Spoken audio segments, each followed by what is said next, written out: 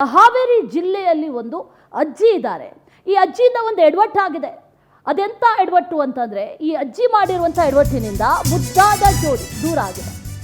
ಹಾವೇರಿ ಜಿಲ್ಲೆಯಲ್ಲೊಂದು ವಿಚಿತ್ರ ಘಟನೆ ನಡೆದಿದೆ. ಅಜ್ಜಿಯಿಂದ ಎಡವಟ್ಟು ಆಗಿರೋದು. ಎಂಥ ಎಡವಟ್ಟು? ಅಜ್ಜಿ ಹೇಳಿಕೆ ಕೊಟ್ಟಿದೆ. ಆ ಹೇಳಿಕೆಯನ್ನ ಕೇಳಿ ಮದುವೆಯಾದಂಥ ಜೋಡಿ ದೂರ ದೂರ. ಗಂಡನಿಂದ ಅಪಾಯ ಇದೆ ಅಂತ ಅಜ್ಜಿ ಹೇಳಿತ್ತು.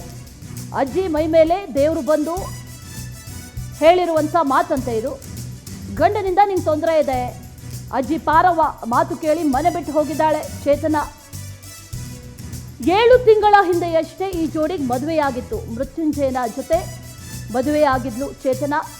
ಮದುವೆಯಾಗಿದ್ದಂತಹ ಚೇತನ ನ್ಯಾಯಕ್ಕಾಗಿ ಠಾಣೆ ಮೆಟ್ಟಿಲೇರಿದ್ದಾರೆ ಈಗ ಪತಿ. ಮೃತ್ಯುಂಜಯ ಠಾಣೆ ಮೆಟ್ಟಿಲೇರಿದ್ದಾರೆ. ಮೃತ್ಯುಂಜಯ ದೂರ ಆಗಿದ್ದಾರೆ.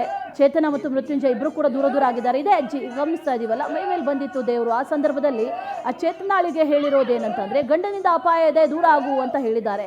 ಈಗ ಗಂಡ ಪಾಪ ಠಾಣೆ ಮೆಟ್ಟಿಲನ್ನೇ ಏರಿದ್ದಾರೆ.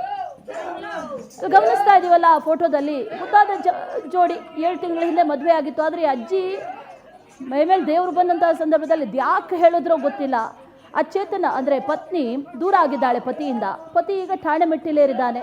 ನನಗೆ ನ್ಯಾಯ ಬೇಕು, ನ್ಯಾಯ ದೊರಕಿಸ್ಕೊಡ್ಬೇಕು. ಅಜ್ಜಿ ಮಾಡಿರುವಂಥ ಈ ಎಡವಟ್ಟಿನಿಂದ ನನ್ನ ಪತ್ನಿ ದೂರ ಆಗಿದ್ದಾಳೆ, ವಾಪಸ್ ಬರ್ತಾ ಇಲ್ಲ, ಆಕೆ ಹೆದರ್ತಾ ಇದ್ದಾಳೆ. ಹೆದರುವಂಥದ್ದೇನೋ ಅಜ್ಜಿ ಹೇಳ್ಕೊಟ್ಟಿದೆ ಅನ್ನುವಂಥ ವಿಚಾರ. ಅಂದರೆ ದೇವ್ರ ಮೈ ಮೇಲೆ ಬಂದಂಥ ಸಂದರ್ಭದಲ್ಲಿ ಗಂಡನಿಂದ ದೂರ ಇರು, ಗಂಡನಿಂದ ನಿಂಗೆ ತೊಂದರೆ ಆಗುತ್ತೆ ಅನ್ನುವಂಥ ಮಾತನ್ನು ಹೇಳಿರೋದ್ರಿಂದ ಇಬ್ಬರ ಮದುವೆ ಆದ ನಂತರದಲ್ಲಿ ಒಂದಷ್ಟು ಭಿನ್ನಾಭಿಪ್ರಾಯಗಳು ಬಂದಿದೆ.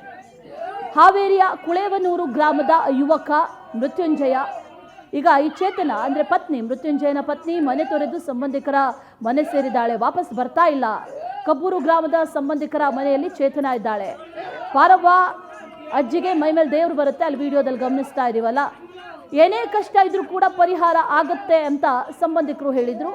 ಸಂಬಂಧಿಕರ ಮಾತು ಕೇಳಿ ಈ ಅಜ್ಜಿ ಹತ್ರ ಹೋದರೆ ಏನೇ ಕಷ್ಟ ಬಂದರೂ ಪರಿಹಾರ ಆಗುತ್ತೆ ಅಂತ ಹೇಳಿ ನಂಬ್ಕೊಂಡು ಹೋಗಿದ್ರು. ಆದರೆ ಆಗಿದ್ದೇನು, ಇಬ್ಬರು ಕೂಡ ದೂರ ದೂರ ಆಗಿದ್ದಾರೆ. ಚೇತನ ಮತ್ತು ಮೃತ್ಯುಂಜಯ ಇಬ್ಬರು ದೂರ ದೂರ. ಗಂಡನಿಂದ ನಿಂಗೆ ಅಪಾಯ ಇದೆ ಅಂತ ಈ ಅಜ್ಜಿ ಹೇಳಿದೆ, ಅದನ್ನೇ ನಂಬಿದ್ದಾರೆ ಆ ಚೇತನ.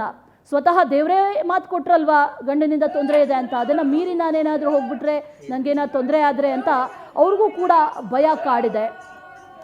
ಈಗ ಅಜ್ಜಿಯ ಈ ಎಡವಟ್ಟಿನಿಂದ ಅಥವಾ ಅಜ್ಜಿಯ ಈ ಸಲಹೆಯಿಂದ ಅವರಿಬ್ಬರು ಪಾಪ ಬಾಳಿ ಬದುಕಬೇಕಾಗಿತ್ತು, ಜೊತೆಯಲ್ಲಿ ಇರಬೇಕಾಗಿತ್ತು ಒಂದು ಜೋಡಿ.